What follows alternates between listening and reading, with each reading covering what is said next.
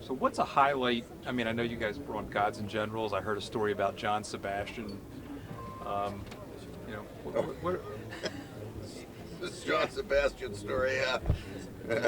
It's kind of a long story, but I'm Well, not. you struck up a conversation with a guy. I'm not overly impressed with celebrities. I mean, somebody said to me once upon a time, you put your pants on the same as them and so forth, and this could be kind of a long story. I'll try to make it as short as I can.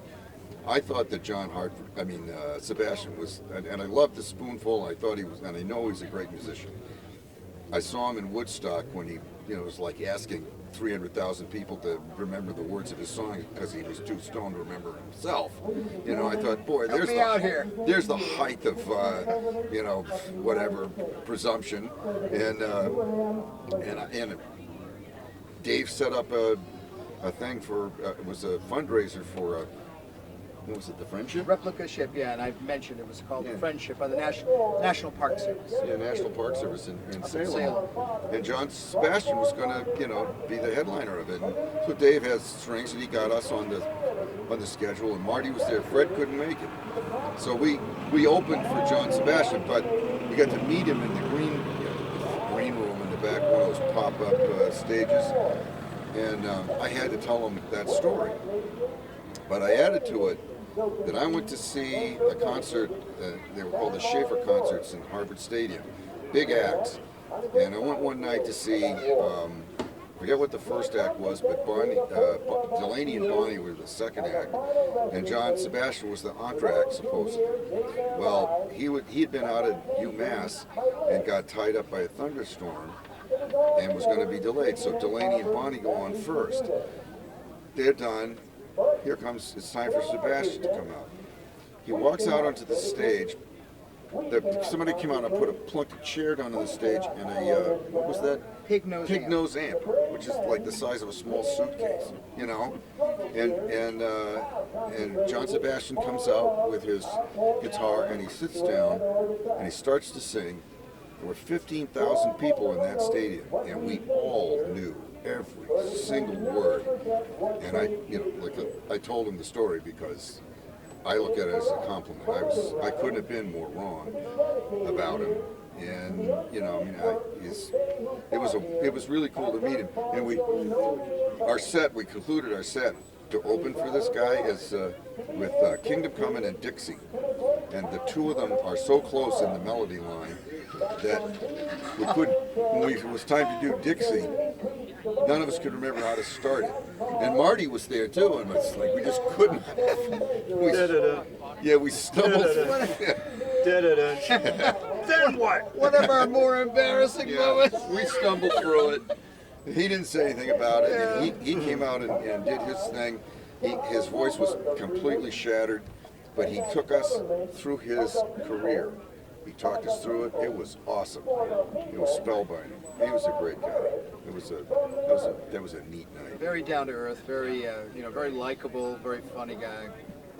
So we were very honored to be on that set with him.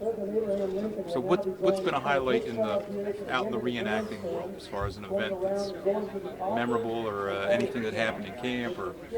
Vicksburg, I think. Yeah, Vicksburg was cool. The 135th Gettysburg. We played the dance for that. There had to be 2,000 people in the tent and 3 outside. It was unbelievable. There's been a lot of them. Yeah, we played for the opening of the Visitor Center here at the Gettysburg Zoo Visitor Center. That was an honor.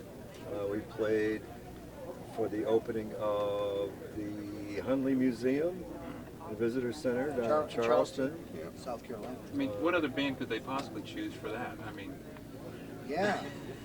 Well, obviously one of the things that recurs is, as Fred said, with the Gettysburg National Park, with the Charleston National, it's the federal government, it's the National Park Service. And they're very scrupulous, they're very careful what they put in front of the public. And one of the things that just added to the honor of being invited was the fact that we knew they had thought carefully about whether or not to invite us, and we wound up being invited. And we never overlook the fact that sort of thing, it speaks well of them and you know, it reflects well on us, I think. Yeah, Because Vicksburg was especially for that because they had to come up with a lot of money to get us out there. And we played the park at Chattanooga not long Right. after that. right up on top of Lookout Mountain in Chattanooga.